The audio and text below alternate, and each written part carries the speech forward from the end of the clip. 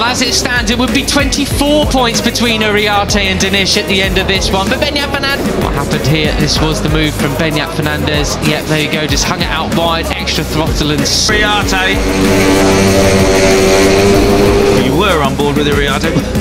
This would move up back into third position of the championship. You've got Indonesia, third and fourth. Switched it straight through up the inside to the right-hander. Brilliant stuff. That's 180 kilometres an hour.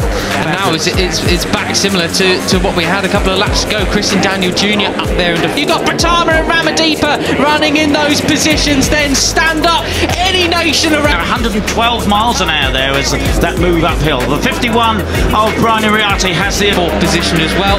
Playing it very, very sensibly indeed. And you've got Carter Thompson around the world because we've got so many nationalities here this year. That's right, and it's Sullivan Mounsey. I wonder if they've advantage again out onto the start and finish to complete lap 2. And Singapore just behind him.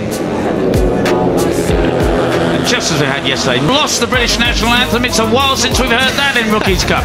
Right up the inside come. Down the straight they come then, weaving from one side of the track to the... Nobody were then able to show any kind of advantage at all. And in fact, when you look... Morelli! Where did he come from? He came from 10th place. Well, there you go. You can't... Left and trying to keep it fairly sensible as Thompson and Singapore both switched the inside. Look at the fastest lap for the race. Willem Planck down in 15th place.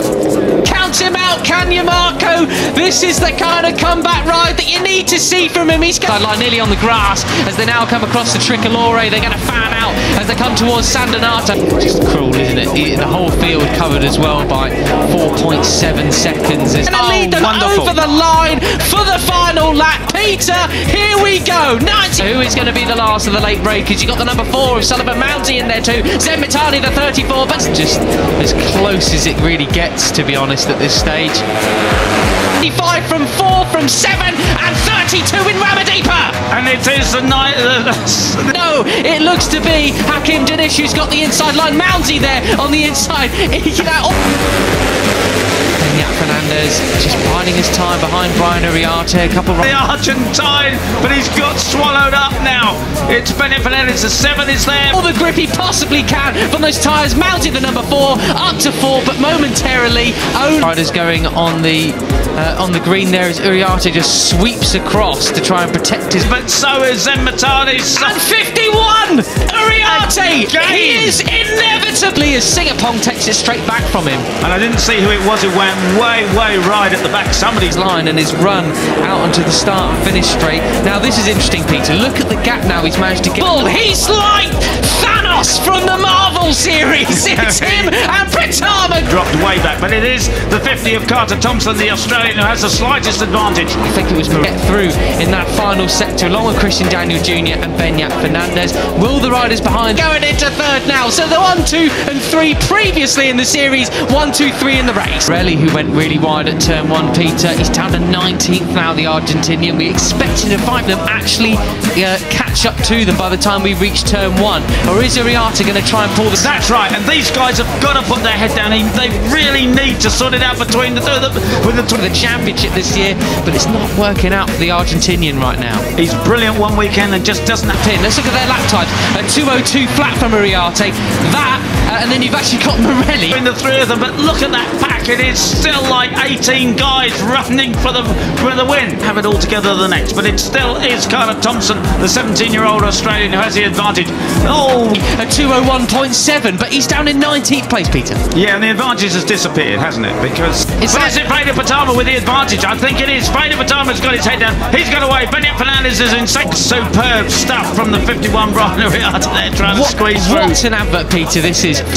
You know, Singapore is already back with them, and as you say, they entered the place. But Veda has stuck his head down to Hakim. It's going with him. Morelli's ahead of Uriarte. Uriarte's pushed for the Asia Talent Cup. I know they're taking sign-ups for the following year at the moment, but look at this. Asia Talent Cup. The straight with about a 4 bike length lead, but that has gone. But crucially, they weren't able to overtake him come down the third. Back to 5th now, it seems, as well. Peter, this isn't like a pack of wolves. It's like a rummage of vultures. 1, 2, 3, right now in Red Bull Rookies Cup. Absolutely superb, isn't it? Absolutely. The first turn that time around, so they can eke out more of an advantage in the... It's absolute chaos. And Danish there with a great move there up into second place. He's got to do it. Brilliant. So Carter tops at 51. 50 has the advantage. Third and fourth sector again, perhaps. He can start to try and make a break. Right, so that is that if he's going to chase Veda Pratama, and Veda head down, absolutely superb. He has now 3-4, but it just changes with every corner. And we're just in for a replica of last year's race. So to 7 of Benya Fernandez, the 17-year-old Spaniard, the winner of race 2 in Le Mans. He has the advantage. Fight length lead over the points leader. Well, here they come into the third. Yesterday's race so far. Yeah, it's no one's really got the pace For the moment. 70. Christian Daniel Jr., the American 16-year-old in second. And final third and fourth sectors then. This is it. We're going to be all about the run to... As before, it's a high 2:02 the last time around. They are going to get quicker and quicker as they get more confident.